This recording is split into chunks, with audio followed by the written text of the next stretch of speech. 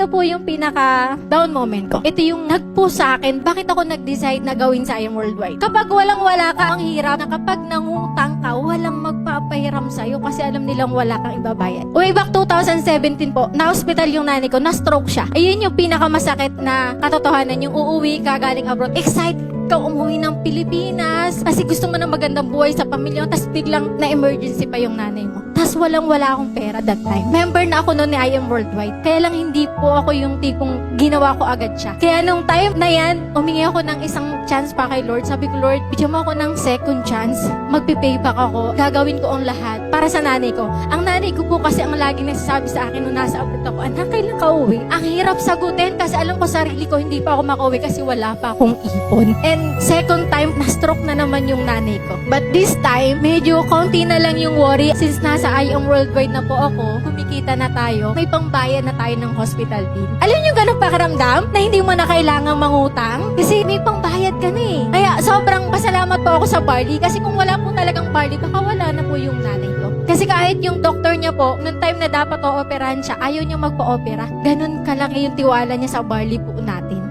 After 7 days po nung na-stroke siya, 1 month recovery lang, okay na siya. Nakakalakad na siya. 2 days, 3 days lang siya hirap magsalita. After 5 days, okay na po siya up to now. Kaya lang alam niyo po ang masakit na katotohanan. Able ka na. Pero siya hindi na able. Kumikita na ako eh. Kaya ko na i-travel yung nanay ko. Kaya lang hindi na niya kaya. Kaya kung nandito pa yung parents mo ngayon, malakas pa, gawin mo ang lahat para itoto sa I Am Worldwide. Huwag mong hayaan dumating yung time, yung emergency, tapos dun mo palang marirealize, sayang, hindi ko pala hinatong si I Am.